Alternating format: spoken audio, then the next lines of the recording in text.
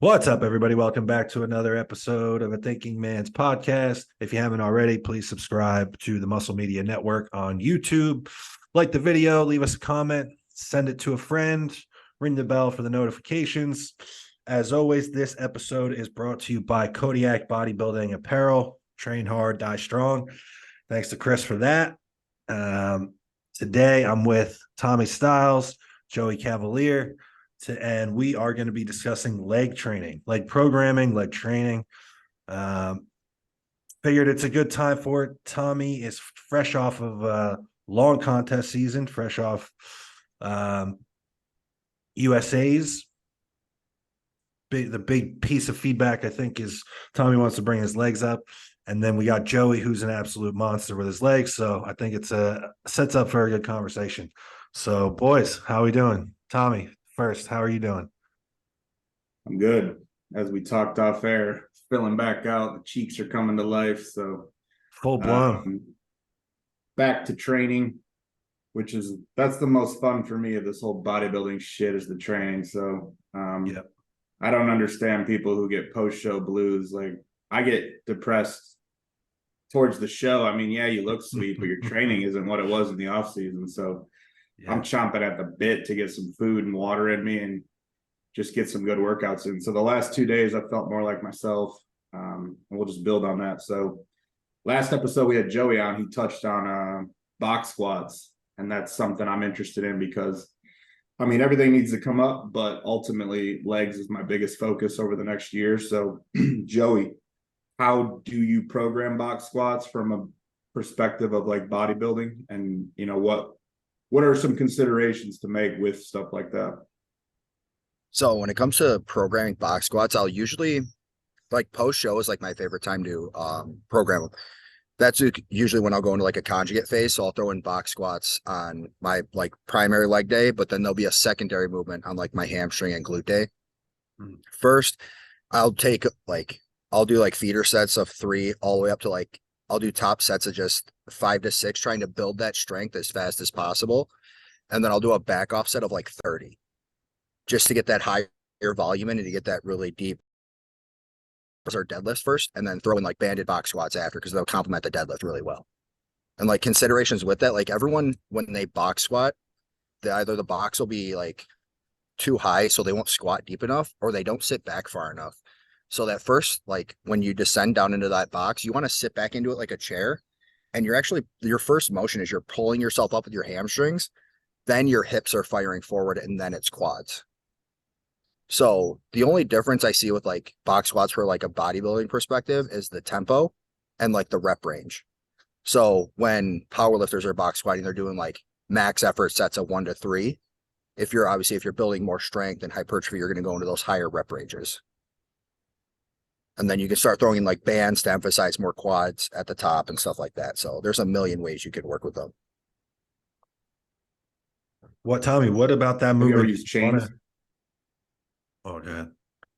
Because bands, man, like I like bands, but I guess if I'm fuller and I don't have, AIs in play, I won't worry about any tears or niggles. But bands, man, with quads just seems to always give me some sort of like fiber pop every time I try to use them.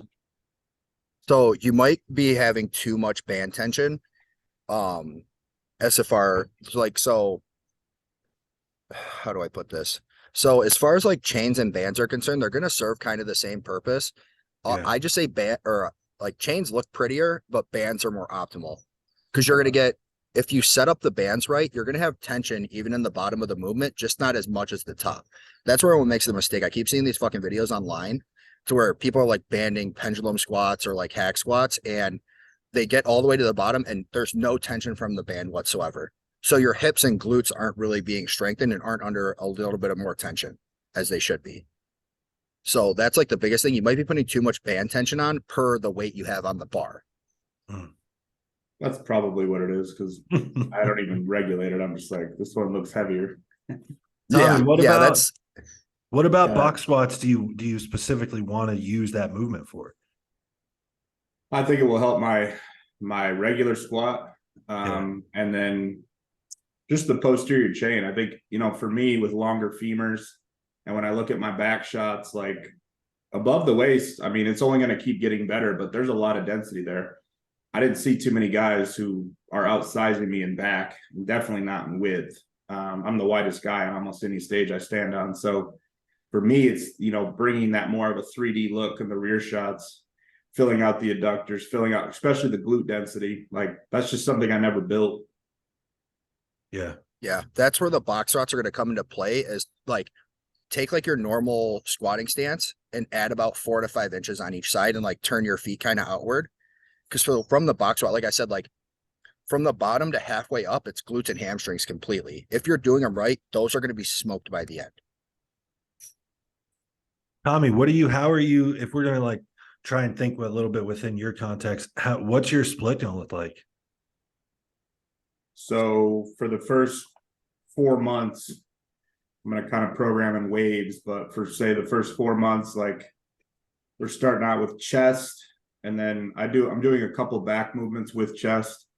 I know my back's a strong point, but you know, we've talked about it before. Like you just need to make strong points stronger in open bodybuilding. And there's some areas like I really want to improve lat thickness, as well as like on every chest day, there will be some sort of, whether it's a hammer strength pullover, a dumbbell pullover, or a cable pullover, just to work the serratus and give the chest that shelf to sit on, because I'm really focused on chest. So that's Monday. Tuesdays is arms, Wednesday off, Thursday delts and chest. I'm going to be chest pressing only. I might throw in some delt presses just for ego or once in a while with my training partner, but I don't need to press for delts. I don't have any shoulder injuries, but just from what I know from guys older than me, and you know how many guys have like aggravated a shoulder just trying to do shoulder press, like I don't need it for delt size. So I just probably going to prioritize a chest press with delts. So that's Thursday. Friday is back. And then and then Saturday would be legs. So there won't be any lower back loading most likely on back day, other than maybe like a Smith row. So my leg days are where I will do all my leg work, and then Sunday's off, and then back to it Monday. So there's going to be 2 rotations of everything. And then the second wave, when I get into like the next 4 months, I might do 2 leg days per week and break it up between quads and, you know, glutes and hams. But I found my recovery is actually better with 1 leg day every 7 to 8 days. But being that my food and everything will be much higher after this first training wave, like we could probably change that up. Joey, what has been your go-to in terms of like frequency for your legs? Twice a week. Okay. So I'll have how do you split it up? Okay. All right. Yeah. So I'll have like a quad dominant day now, like with my trainings, but now hamstrings come first because my quads need like 2 exercises and they're completely blown out. Yeah. So my but on the first way day up, is though, on the way up when you're building them, what was it like? Yeah, it was always twice a week for the most part. Super high volume quad days with like, so I'll start out with like squats or box squats for like 45 minutes. And then I would go into like the rest of my leg day. Okay. So 2 to 3 quad movements, and then a hamstring movement, and then a glute, and then a calf. And then the exact opposite for hamstring. So like heavy deadlifts, heavy RDLs, and then I would go into like all my accessory work. And then maybe like quad extensions at the end. Yeah. Yeah, that makes sense. I do something more similar to that when somebody does need to bring up your legs, but I also understand what you're saying, Tommy, where it's like you're still in this kind of fresh rebound out of a show, and it's like throwing 2 leg days at it might be a lot, especially if you are hitting your back twice a week. What I know that you're out there at the Muscle Factory, and I know you have almost everything available to you. What else are you looking to program for your quads? Do you have a leg press? Yeah, I'll use a leg press, and then Which one? What do you like? I like the Cybex. I was gonna say you guys have that Cybex leg The press. squat press, just because I can get full knee flexion and I get glute out of it at the bottom too. So I feel like too on that, with the way that it's set up, it allows you to get super deep, like max knee flexion, like you said, but just the way it sets you up when you get to that point, I feel like your adductors get blown out too. So that's gonna, I feel like that's a great move for you for what you need. Which is what I want. And then we have a Rogers horizontal. Oh, okay. So I'm gonna do that single leg. And the way How do you like that? Is that hip press you're talking about? Yeah. How do you like that? Is it single leg? It's you can do both. I don't like it for both. I like it for single. Okay. Just because you can. Is it one platform? Is it one platform or it's two individual platforms? Two individual. Oh, but it has a crossbar that you can put in to use it as one. Okay. Oh, that's nice. And then we have an Elite FTS leg press, which is probably my favorite because of the foot plate and the angle. The only knock on it is it doesn't have handles. Yeah. Have you ever tried jimmying something up where you bring D handles over from a cable or something? Yeah, that's what I do, but even that, it's not the same. Your knuckle gets caught between the frame and the handle, so you just have to be able to take a fucking knuckle squish for the whole set. Is that a model? It's pretty similar to like the old school Nebula leg press, where it's got a little bit of curve to the seat and the platform itself has multiple angles on it. Like it's like a platform, the foot platform itself is like this. It's like straight up, and then there's also another angle like this, or no? No, it's just one angle. Okay, all right. It's a huge foot plate, and that one, same thing. You can do it individually, unilaterally, or you can have the crossbar and then do it bilaterally. Okay. So it's got a lot of versatility. It just doesn't have handles. Yeah, man. Yeah, you got all the tools out there too. How have your knees been feeling? Because I know that was something that held you back last off season. They're good. Free weight squatting doesn't trigger my knee. I think probably because I can sit further back. So I can't load hack squats or pendulum like super heavy. It's just not worth the trade-off. So with the hacks, I told you I was going to do like the Tom Platz sissy hack style, just because I do want to prioritize the upper quad rec fem. And the pendulum, I've used the pendulum a lot. I've gotten decently strong on it. I just don't, for me, it doesn't connect enough to like use it full time. I'm the same exact way. It just feels like I just feel like it's tough, but I don't feel like the muscle activating when I'm doing the pendulum squat that much. But like, so how are you doing your quad extensions for like rec fem and like upper quad work? Have you thought about how you're sitting? So I do try to make sure I kick away from my pelvis at the top to, activate that area. But if I'm thinking about it, I would want to be sitting further back, right? No, so it's actually the opposite. So kind of lean forward and try to sink into your hips when you come up. So yeah, like pushing outward on your feet or turning your feet outward is going to help, but sink into your hips and then really open that area up. Everyone thinks they want to lean back, but you got to think like, how much can you activate that rec fem if it's completely stretched out? That's a great way to put it. I was wondering how you were going to word that. I knew you were going to get to that point. And I've done the same. And I was thinking to myself, like, how would I even try to express this in words, what it is? Like, it's almost like you're trying to bring your rec fem up to the ceiling. like but sitting into your hips was a way better way of saying it. Because that's almost the position that you should be locked into in a front relaxed. Yeah. That's what I was, so you sink the front relaxed.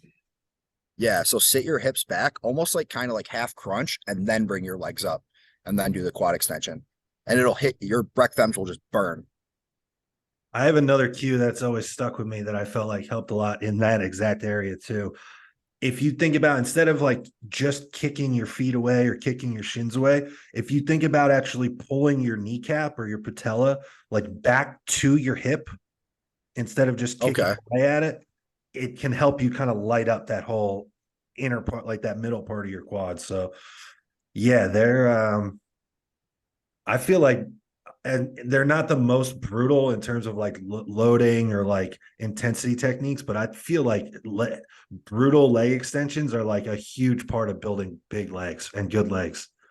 So you having healthy knees now is going to be that's going to be a big part of it too, because I'm sure we've all gone through phases where your knees just aren't right, and there's a couple compounds that you can get through, but like you try and do like some intense shit on a leg extension, and you got some shaky knees, and it's just not going to happen. Yeah, no, leg extension, they never were bothered. We do have a lot of so we're upgraded. We got the prime leg extensions coming. Nice. And then we have at least 4 prime back and chest pieces coming too. So actually he took another spot in the plaza, but it's not connected to the gym.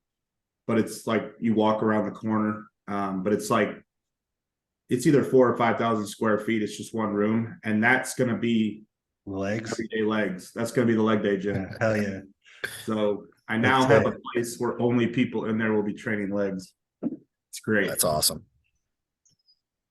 At first it was going to be like a booty, classes and all that shit. And I was like, let's just make it a leg gym. So 50 pieces of equipment, 4,000 square feet, nothing but legs. Sounds like a dream. That's an environment for you to grow some fucking legs in there, big guy. That's nice. Yeah. So because everyone's on the same vibe then. Even when you have to share it with other people, everyone should be on the same vibe at least. Exactly. You won't see anything in your peripherals but leg day, and that's huge. Yeah. So I'm pretty pumped about that. But another thing too is like I'm really gonna, because taller guy, I think you got to focus on calves. I'm gonna get obsessive with calf training this year. They're a cool standout thing too. Like not many guys do have like standout calf. Like think about anyone that that has calves. When their name comes up, you think about the fact that they have calves. Yeah. Flex Lewis, like even I saw Flex at the Dragons Lair when I was out in Vegas, and they're there still. Like I know that they're largely genetic, but they're just right there in your face. Yeah, there's a pro from New Jersey out here, Jeff Long. He owns like a pro house, and he's just got some of the wackiest look. They like if his calf was a arm on a pro bodybuilder, it would just look proportionate and as it should. Like Jason Hunt had huge calves too. Yeah. So programming wise, how is it? Is that one leg day is just going to be the gauntlet then? So how are you looking at? Like are you starting with something for hams? Like how are you thinking about this?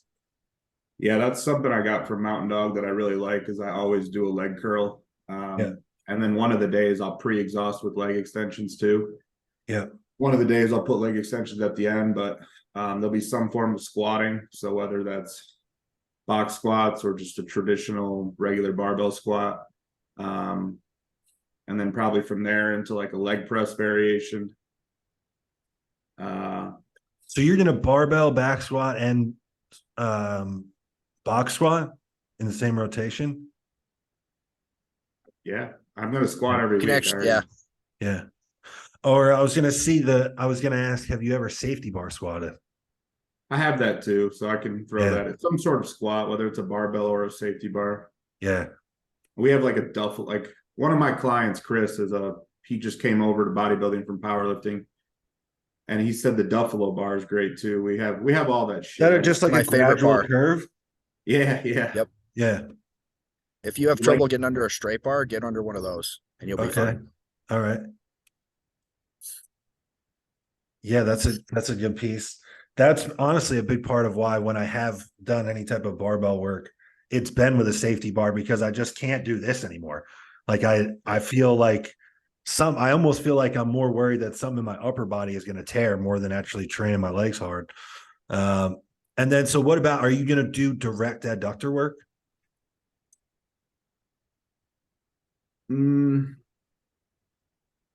I've done a lot of adductor machine work, and I've gotten really strong at it. I mean, I've gym pinned 345s, and I haven't seen the development. Nope. Do all your leg presses and squats wide. That's the only thing I ever did. I barely do adductor work. That's been my consensus, is I think I'm just going to focus on the stance rather than the adductor work, because I find the adductor work just makes the adductors tighter, and then you have trouble, opening up when you sit into a squat. Yeah, I can't say I feel the same. I definitely have had good, because I initially had pretty good quads. They responded pretty quickly, but right away it was like, oh, there's a whole gap in the middle. And it really only filled in for me like hammering adductors. Like it was like one of my most for a while, for probably 6 months or 8 months, I had a coach that like drilled it into my head that this was one of the biggest exercises of the week that I was going to do.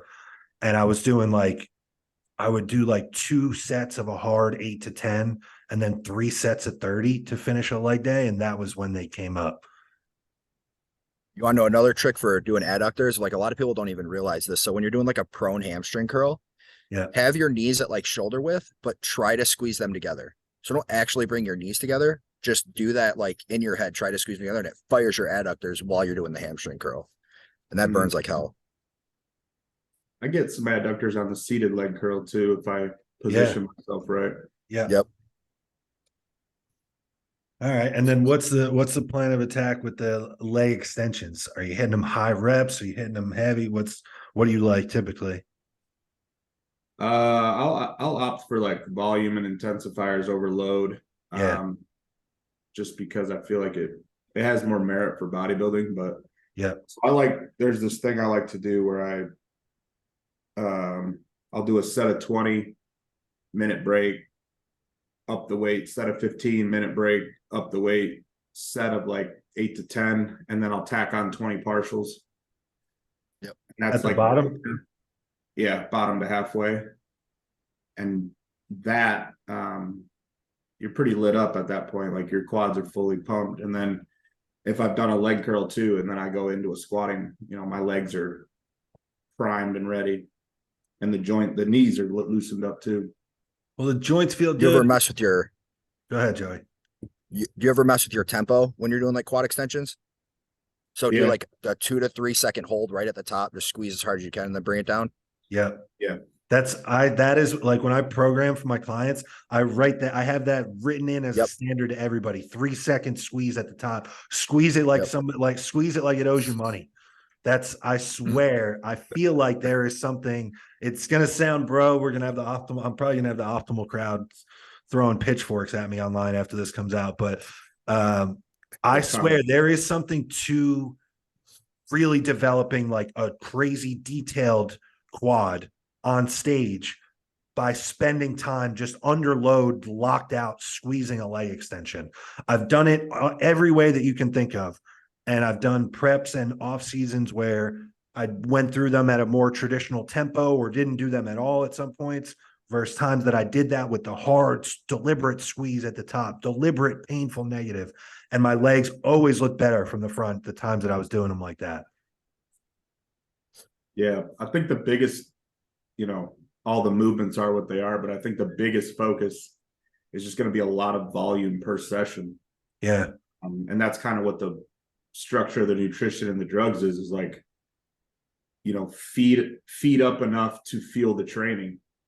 And that was like my talk with Dom after prejudging at USA's was just, I did low volume slag iron for so many years. Like I've built the grainy hardness to my muscle.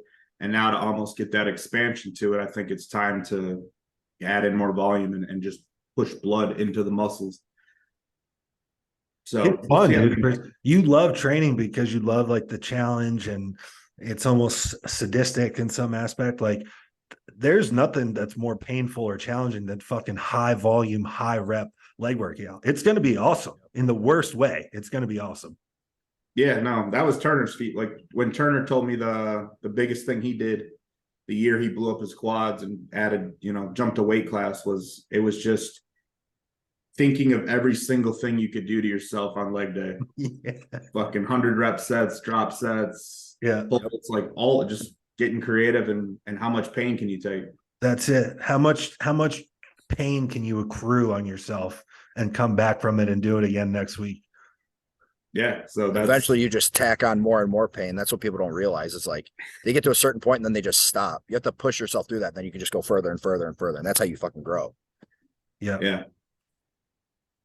Yeah. And there is no other body part that that comes down to, I think, just like pain tolerance and how much are you willing to accept? Like how much can you endure on legs? Speaking of which, intensifier wise or anything, what are some of the big things that you've done? Like, no rhyme or reason or crazy scientific reasoning, but what are some of the things, like I'm sure we've all had sets or intensifiers that we remember going through, like you were talking about the 3-second holds at the top and extensions. What other little cues have you gone to in the past? So I used to do this. I haven't done it recently, but I used to do this thing. So I would go till failure, wait 45 seconds, go till failure again, wait 30 seconds, go till failure again, 15, all the way down to like 5 seconds. And that was just probably one of the On worst things what? I've Give ever us an example. What exercise? Leg press? Leg press. Yeah. Yeah. Usually something a bit safer. I wouldn't do that for like barbell back squats or anything crazy. Yeah. Yeah. We're not James Hollingshead. We're not about to just muscle around 500 pounds. Yeah. No, but that was funny enough. That's one of my favorite, like one of the things I think back on. We've been asked on this, like, what's the most intense set that you've ever done or a memorable set? And almost all of mine are like a rest pause like that on a leg press. Like for a while, I would do one crazy set of extensions. I would go do one crazy set to failure on like a hack squat. And then I would do one of these like rest pause sets on leg press where it was, pick a weight that you could do for 10 to 12 and somehow find a way to get 15, take 15 breaths, do it again, take 15 breaths, do it again, take 15 breaths, do it again. And you can pretty much leave the gym after that. Yeah. Or like another favorite of mine is I'll superset. I'll go quad extensions for 20 and then hack squats for like 10 to 12. Oh shit. That's straight into the deep end. Yeah. Yeah. I That's love fucking that brutal. premise, but I haven't really used that in superset form. I usually will start a workout with extensions. Yeah. But, man, that's fucking. And where are you putting that into a workout? I usually put it like secondary stuff. Yeah. Yeah. So I would do like my squats, or I would do like my warm up work, or do like seated leg curls, and then I would go into that. Okay. I think any way you can find to incorporate walking lunges. Yes. Is a great way to just torture yourself. Yeah. Yeah. You know what? Funny enough, I've had times, almost all of my leg workouts, I would end with that. I felt like you have to go walk out in the parking lot or whatever. And then there'd be 6 months or 8 months or a year that I didn't do them and I was doing something else. And I would always come back and notice that I lost like an incredible amount of stability in each, like stabilizing my entire body just on one foot. So I think even beyond just like hypertrophy or growing the muscle, I think there's a lot to doing them. Yeah. No, I agree with it. I mean, that was one thing that I couldn't even do when my knee was fully going through the tear. So to be able to get back to doing those in Bulgarians was a win. But if you end the day with just body weight lunges, I guarantee you might fall on your face it's tough. If you do it right, you're gonna probably be the last 3, you're gonna look like a deer that's just learning to walk. And do it in a way where you're like not coming all the way up. Yes. Just keep lunging forward. Completely agree. Yeah. I actually went through like this. By no means is this smarter. Am I telling anyone to do this? I would do squats and then I would do super heavy walking lunges just to see how strong I could get them. And I got up to like 365 with walking lunges. And it was like, Jesus, it got to the point where like it was getting dangerous. I'm like, all right, I got to cut this off. I achieved my. Yeah. I'm pretty sure I saw like I think it was a year ago. I saw you doing like, you had 275 on your back and doing Bulgarians. Yeah, so I got up to I think through 295 or 305 doing it on a safety bar. That's I think that was actually I think the prep for Orlando. Yeah, I can't remember when. I just remember Dom reposted it and I was like, that is so much stability, let alone just the strength to do it. And where are you doing that? You're finishing a workout with that? That was, I think, the 3rd movement in. Okay. So that's when Dom was programming. He programmed my Orlando prep, the lifts and stuff. I think I started with seated hamstring curls and then I went to single leg press and then the Bulgarians. Okay. That's interesting. So have you always, or I shouldn't say always, but what's your balance that you found, like doing your own programming and writing your own training versus having a coach do it for you?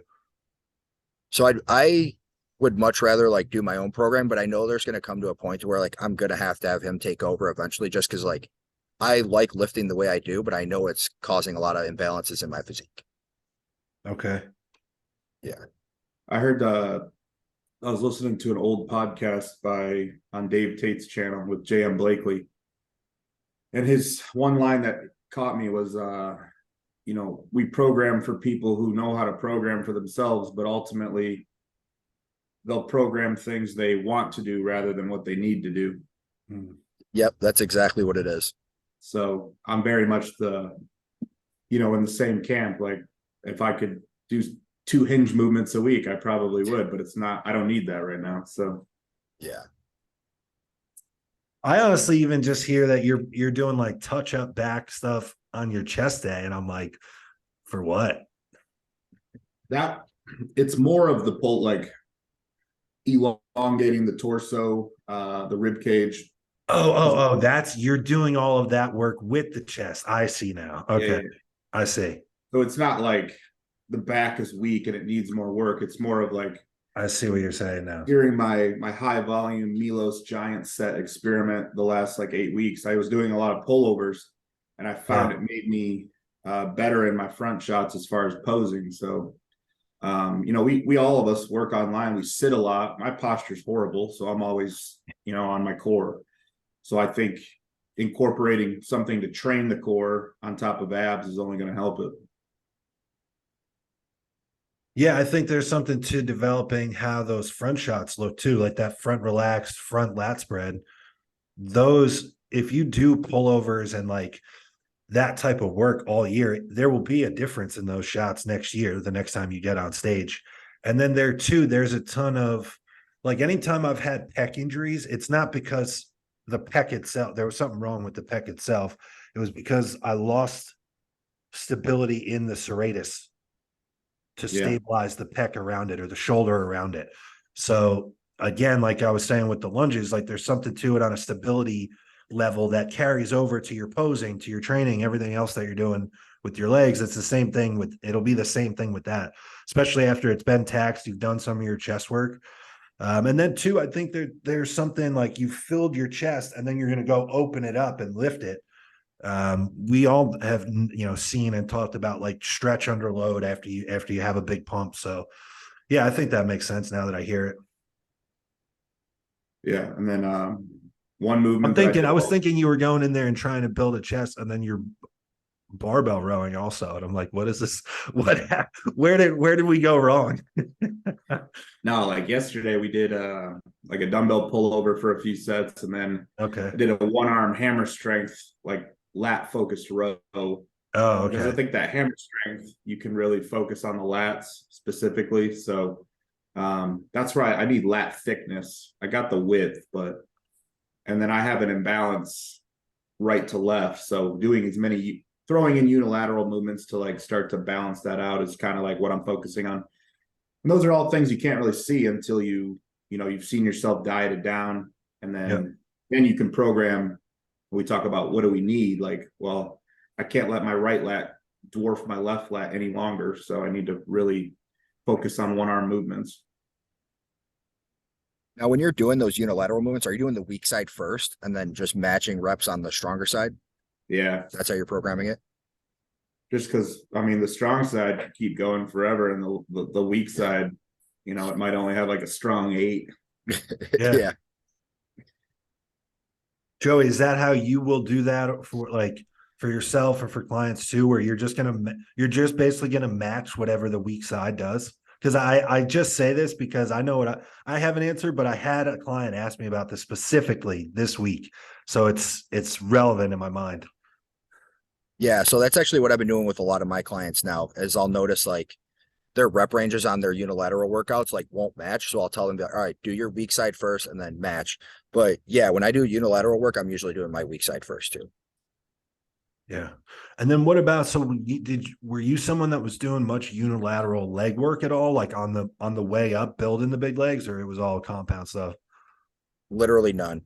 Yeah. On the way up, it was all the same, like everything was at the same time. I just big compound movements, and then I would just burn myself out with accessories. Yeah. And what about now? Are you doing single, like, will you do a single leg press?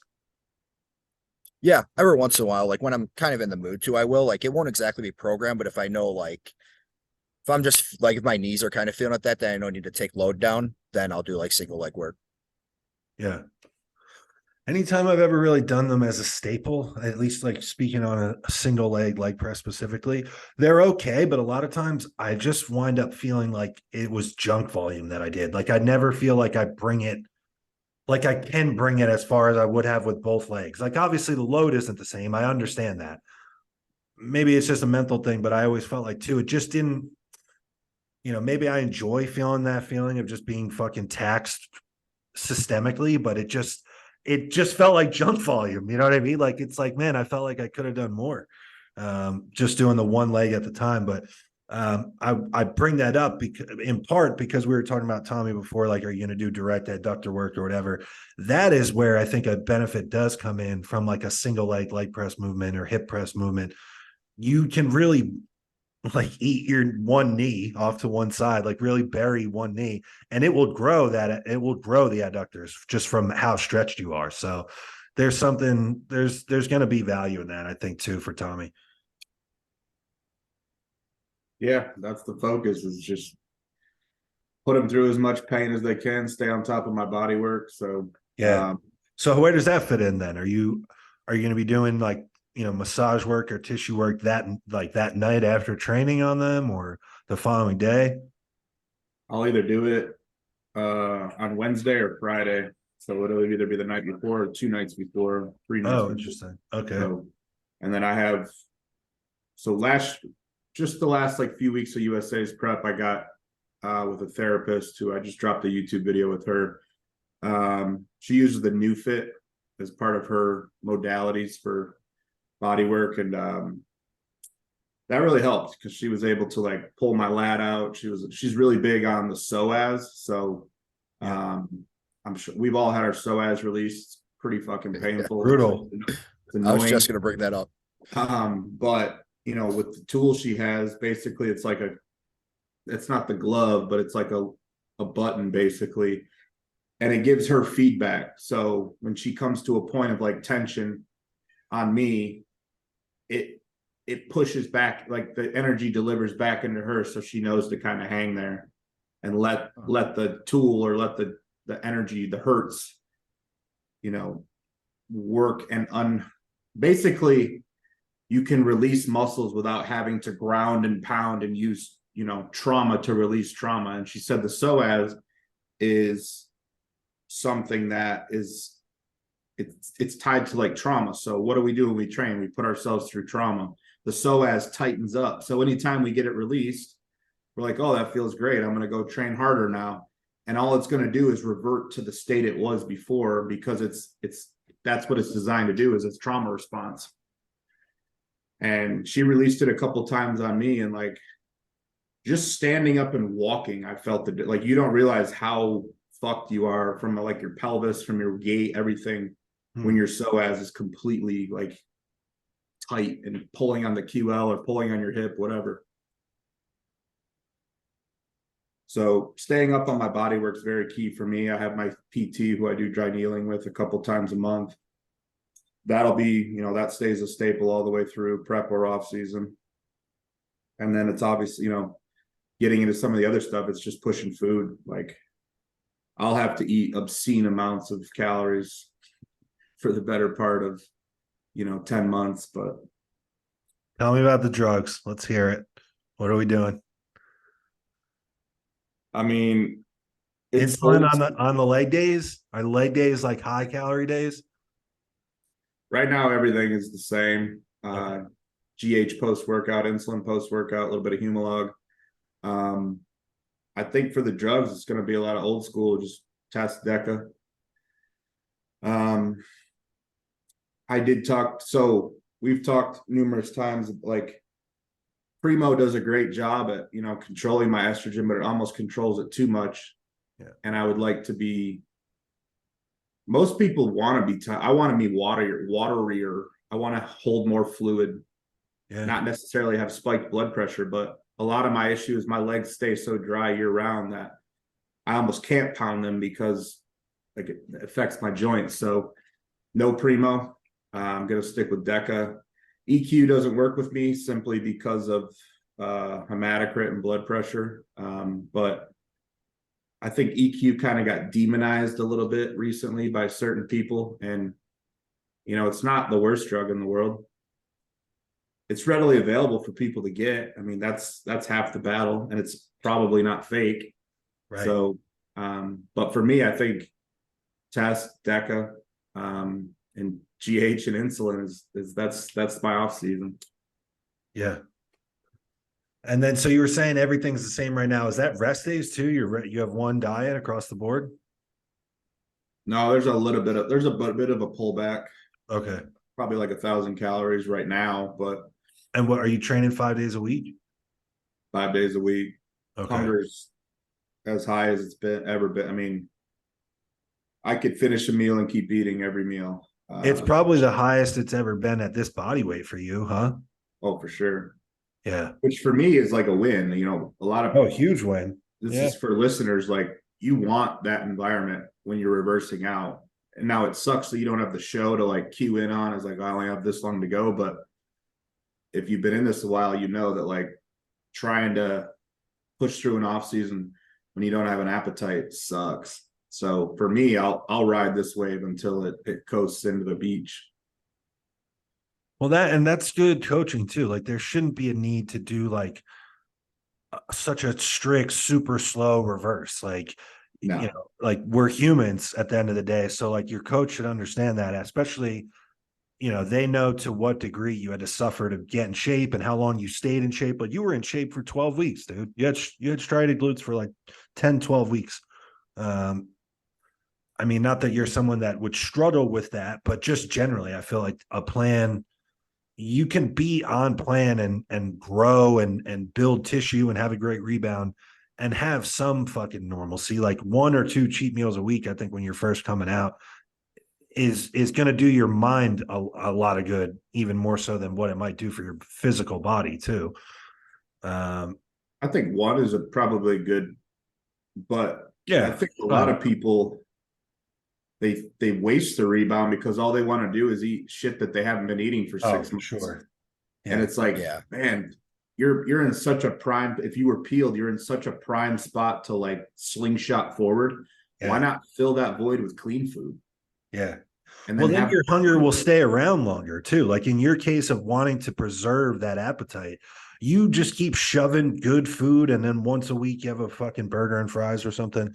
That's not going to blunt your blood sugar and your appetite and all these things. Like, I've had that shitty rebound, and instead of that ravenous appetite lasting 10 or 12 weeks, man, I've short circuited it at fucking, you get 4 weeks into a shitty off season, your blood pressure's through the roof and you don't even want to eat anymore. And it's like, man, I fucked this so hard. Yeah. No, I think, you know, it's good to be hungry, but yeah, you can really, I just wish more people were like, they wanted to make progress and they craved, you know, the same food they were eating, just more of it, rather than like, what, like, look at what you had to do to get in shape and the foods you were eating. Why do you think that you're all of a sudden going to put on new muscle, but you're going to do it with junk food and inflammatory foods, and you're going to have alcohol now if that's something you're into? Like, what in your logical mind makes you think that it's going to work like that? It won't. After that 4 weeks, like when it finally catches up, like, you're going to look like a bag of shit. And those are the same people that want to complain about post-show blues. Like, you caused that. Those foods affect your mental. And those are the that kind of goes into. Yeah, go ahead, Joey. I think that kind of goes into play, like, because coaches kind of use like, some coaches will use like cheat meals as like rewards. Yeah. Like, oh, you have leg day today, like work your ass off and then you can have a cheat meal at night. So they use that same mentality, like when they get out of the show and they're done competing or for the year or whatever, they've done their last show and then they just binge because they think that the food is the reward on the asset. And they don't think about like, oh, I'm working for next year. Oh, I need to grow this for next year. Like, the food is their end goal, not like the growth. Well, that's what I was going to say too. Like the people that do that, and again, I can speak because I have done this, but you pig out on all the wrong foods after your show. And like you said, Tommy, 4 weeks in, you look like shit. You basically ruined the set point that you created for yourself with prep. And those are the people that show up and look the same next year on stage because you ruined this prime spot where you could grow from. And then in the extreme cases, you might have just done so much damage in 4 or 6 weeks that you have to spend time of your off season doing like a mini cut or a cleanup, that then you're wasting time too on your anabolics because you don't really want to do a hard cut on a maintenance. So it's a snowball effect of shitty things if you can't really hold it together. And that's what I'm saying. It works both ways. Like the athlete needs to hold it together. And I think a good coach sets up a plan that is easy to stick to. Like it should be a good balance of like, hey, I get to go out, have, depending on the person, like we said, 1 or 2 cheat meals a week. And then otherwise you nail it because that as an athlete, you want that, you have this meal at the end of the week. It's not like you're in a mental prison. But it should be that you want to fucking bring it and improve on that. Like so many people are so motivated about their off season when they're 3 weeks out from a show. And we've all gotten the messages from the clients where they're like, they send you a prep update at 3 weeks out and they're like, yeah, I'm feeling tight, but like, man, I can't wait to grow. Like, I can't wait to bring up these arms or this or that. And then it's like, those are the same people 3 weeks after the show that like don't check in, you don't hear from them. And it's like, man, like you talked all this game about how you were going to blow up and skip weight classes and you were 1 off season away and yada, yada, yada. And then you couldn't put the fucking Twinkies down. It's like, dude, let's parlay and use some of that post show like motivation to really nail it. Yeah, but that's going to separate the guys who actually want to go pro and the guys who are just going to stay amateurs. Like after every one of my shows, like I take no days off the gym. Like the next day I'm doing cardio and I get like a training day in, and then I'm right back on program on Monday. Yeah. I just made a little Instagram story rant about this. Like all the people I know for the last decade or every person we've had on this podcast, they're all obsessed with training and they train really hard. Like if that component isn't there amongst everything else that we've talked about, like you should find a new hobby because you will never, one, you won't find any joy from this. None. 2, you're going to get lapped. Like you're just not going to, unless you're one of the 1 or 2 genetic anomalies that can train like a pansy and still make a lot of progress. You're just going to get beat by people who you might actually beat if you trained hard. But I see it time and time again in my gym, especially like just almost have to separate like who's training hard by who's sweating. Like if you're not sweating in Arizona while you're training, you don't train hard. That's all I need to look at. I'd be dead if I trained in Arizona. It's way too hot down there. It's a dry heat, but it's still hot. Yeah. I wonder though. 112 is 112. I was going to say, dude, you were saying like how your legs stay real dry, your joints stay real dry. It makes sense for you being out there to want to hold a little more water now that you're growing and in the off season. Like that's going to be like almost protective of your training, just carrying some extra water. Yeah, that's the goal. Because that's a motherfucker out there, dude. I get it's dry heat, whatever. Bro, I lived out there in Texas for a year. And I remember messaging you in July and August and being like, I don't give a fuck what adjective you put in front of this heat. It is fucked either way. Oh, no. Yeah. Heat is heat. I mean, you just don't have the humidity, but, we do get for us, it cools down, but it's still dry year round. So, yeah, I just think, I don't have an issue with Nanderlones. I actually prefer them. The little bit of the apathy and that I like that. That's right in my bag. So I don't have any estrogen issues. Tabor's one thing I'll keep on hand just because I did notice a little bit of prolactin elevation with DECA, but I didn't have it with Tren. So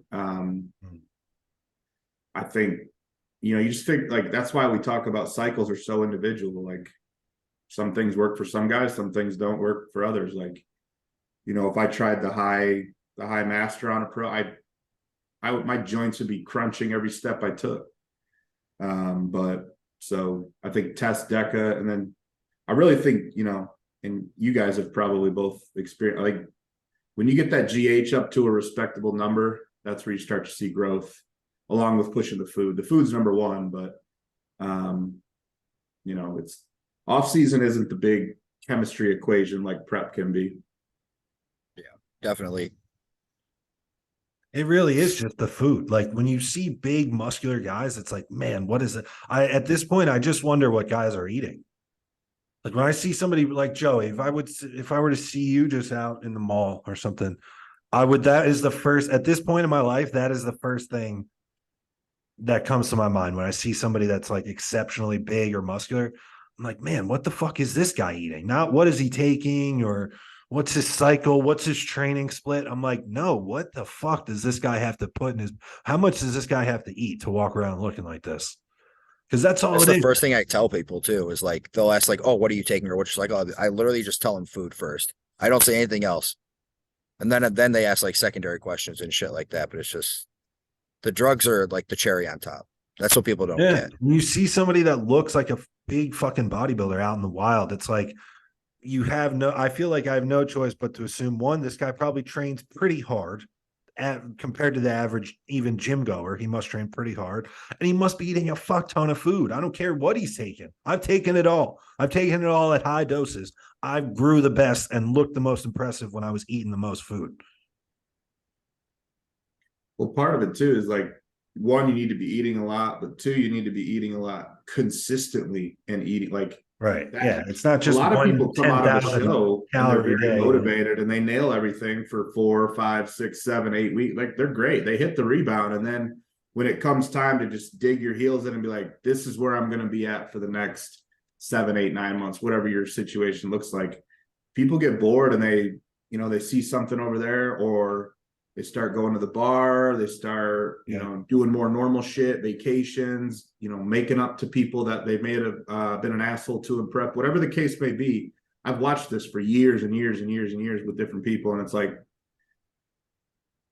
there is a difference between prep and off season. Definitely. Even like my show was whatever, 10 days ago. And you do feel like almost like you can breathe again. And like, you're not mashing the gas pedal to the floor full time. Like I'm very much like, I'm going to eat my meals, I'm going to train, I'm going to get some sleep. Like it's chill again. And it's not like that in prep, because you have this countdown that's going in your head. I'm like, all right, I'm 12 days out, I'm 11 days out, I need to practice my posing, I need to eat this meal, I need to drink this water, I need to send pictures to Dom. And it's like that every fucking day. It's just like more. And then you get your 3 minutes of stage time and it's over. Boom, curtains draw, like what now, right? So if you haven't prepared and you're not ready, that's why for me it was like, all right, when's the next show? He's like, how old are you? I was like 32. He's like, okay, no sooner than Nationals 24. I was like, done. I already had my plan. I hadn't even had anything post prejudging. But my point of that is like, I watch guys fall like flies as the rebound and the motivation and the shreds start to fade and you start to look normal again. And I watch guys just drop. Next thing you know, these same guys are out of the gym for 2 weeks. Then it's a month. Then it's like, then you see them pop back up on Instagram and they're starting to prep again. And you're like, wait a minute, what happened to the off season, the weight class we were jumping, and like, we're back in prep. And I think that's why you don't see many guys making like huge jumps. Like, Joe, you added 50 pounds in 5 years. You know, Joe, you and I have been climbing up the ladder. Like, you don't see guys adding large amounts of stage weight because they're not doing the things you need to do consistently for long enough to do that. They show up 2 pounds different and maybe they're just a bit dry. Like, all you did is peak differently. That's it. That there's no progress was made. Yeah. And I don't understand how they can't like look inward at their own process and realize like, all of this was I didn't do what basic simple things need to be done in the off season, you know? So it's not about just eating a lot for one day. It's like, that has to be the approach every single day. Like, you can't miss meals for 3 days and then have a cheat meal and then act like you're eating big and then eat like a bird for 3 more days. Like, I had a couple of years early on where I did shit like that. I would be the guy that could eat big for one sitting, but then eat like a pussy for 3 days because I didn't prep ahead. Like, It's a lot of work to prep your food and be ready and to make sure, like, Joey, when you go on vacation, do you miss meals? No, never. Exactly. How many guys Everything's prepped for the guys next get that day. message you that are like, hey, I'm going here. What do I do? Like, Yeah, what do I do with my food? find a fucking But yeah, grocery store and you make your yep. food. Turner and I were. What are you talking about? Are you going to the end of civilization? Like, Yeah. Are you camping in North Dakota? Do they not have grocery stores? and at this point, everywhere you go, you can get groceries delivered if you need to. Like, for fuck's sake, it couldn't be There's easier. no excuse in 2023. Yeah. I mean, there's no excuse. There's to always a hotel with a kitchen. That's what I tell everybody. Everywhere we go, hotel with a kitchen so we can cook. To just go, yeah. Like, if you're adopting the role as a bodybuilder, you have to understand that whenever you travel, whenever you go somewhere, part of your obligation to being a full-time bodybuilder is you're going to be like, whoever you're with has to know, like, I need to be able to make my meals. That is part of me going and being a part of this event. That's the situation.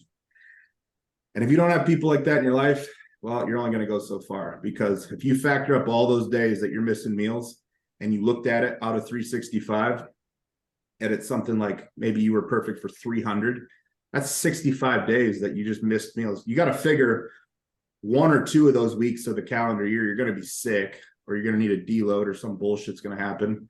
So scratch those. So you're down to 50. Now you're going to lose 6, 7, 8 minimum more because you didn't prepare ahead.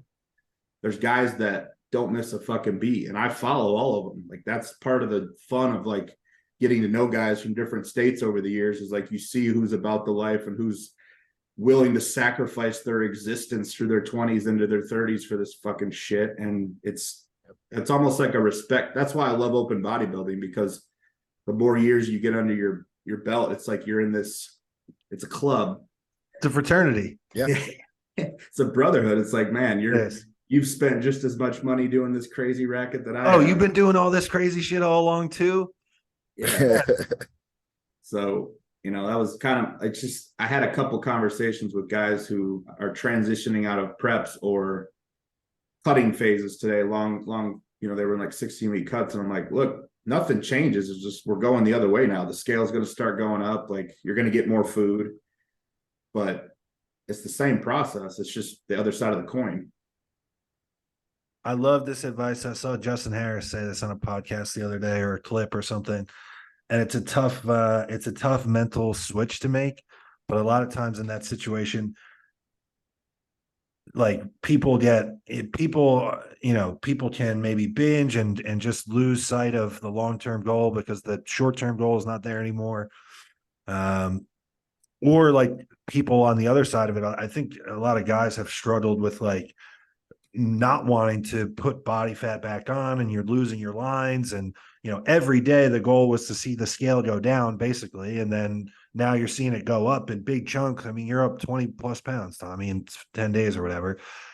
That is a lot easier to deal with mentally at 32 probably than it was at 25. But to Justin's credit, he said, like, the second the show is over, as long as you're not going to be an asshole and eat like a maniac, the goal is to be the biggest human that you can possibly be. Like, you have to be bigger so that the next time you get on stage, the end product has more left to it.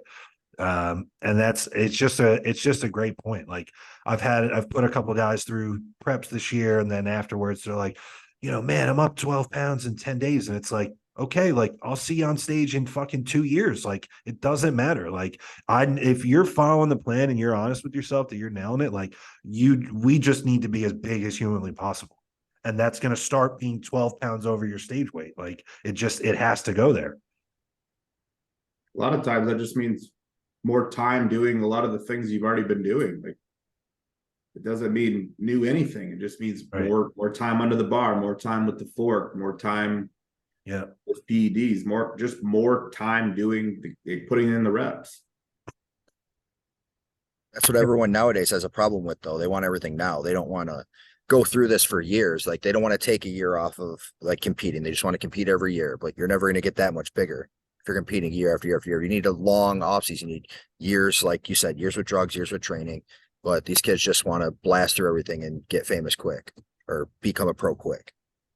Well, it's all finished products that they see. They see Reagan Grimes and Raphael and all these guys that are still like generally pretty young men, and they're, they have all the accolades of being pro bodybuilders and the size and all this stuff.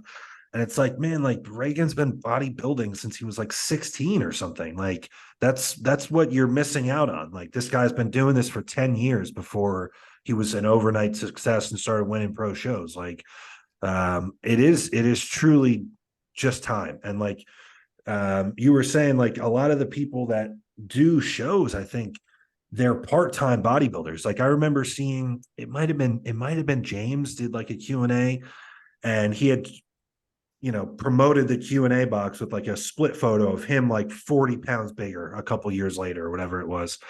And everyone's like, what was different? What about the drugs? This, that, and the third. And he was like, guys, the only difference is that was the off season that I lived like a bodybuilder every day. I just acted like I was in prep and lived like a bodybuilder every day. And I looked way different at the end of it. And that's just it. Like there is not really that. Yes, like, drugs, diet, like there's some intricate little details. There are things here and there that can make you 1% better if you're really all in and nailing it. But it is just doing the same shit every day, being prepared to do the same shit every single day for a long ass time, long ass time. Unless you're, any of these names that we could say that come to mind when we're talking about like genetic freaks, even so, none of them got to like the top end of the sport even until they were years into it. Like Phil Heath was 7 or 8 years into bodybuilding before winning the Olympia. And it's like, he's probably the most exceptional case that I can think of. I mean, even somebody like Keon, he's been around for years now at this point, still working his way up to the top. Like it just takes time. Justin Shire is a good example because he is going to the Olympia and he's only done 4 shows ever. But the caveat to that is everyone wants to talk about his genetics and his quick rise and all that. Like Justin documents his entire journey day after day after day. And we've talked privately, like he's pretty, like, doesn't miss a meal, doesn't miss a training session, owns the gym he trains in. Pretty hard to miss a training session when that's the case. Doesn't miss cardio, like literally has lived like a full-time bodybuilder since he started. So yeah, he has exceptional genetics, and yeah, he's going to the Olympia after 4 shows, but everyone wants to bypass looking at those type of details. Like I guarantee there's probably not even 1% of the people that listen to this that can say that they have executed for 1 calendar year fully and not missed a meal, not missed a training session, not missed nothing. And it's hard to do. But if anybody listening, like make that your goal. Forget the pro card, forget this, forget that. Like for 1 year, starting from the time you listen to this or whatever date you want to make, I'm not going to miss a training session, a meal, a cardio session, a check-in, whatever. No misses. 1 year. I can't see how you don't look drastically different 365 days from now if you do that. Yeah, it will produce a result that will be like what we're talking about. People will then ask that person, what did you do? What did you change? What did you take? And it'll be like, nope, I just did the same shit every day for a year. I like your saying, Tommy, to break it down even further, like just win the month. Like how many people listening to this just have gone the last 30 days without missing a meal? Yeah. I mean, as easy as it sounds, like, and what you could do to hold yourself accountable is buy one of those whiteboard calendars with the boxes. Yeah. And every day that you are perfect, put an X in. And at the end of the month, you'll see all the empty squares. Yeah. If for the days you want. Really good idea. Now, if there's 6 of those on there, 6 empty squares out of 30, like that's a pretty significant chunk of days that you weren't perfect. Now, if I talk about adding that up over 3 months, 6 months, like, that right there, the accountability kicks in. It's like, oh, I missed 10 days. I was 66%. That's a D. That's shitty. Right.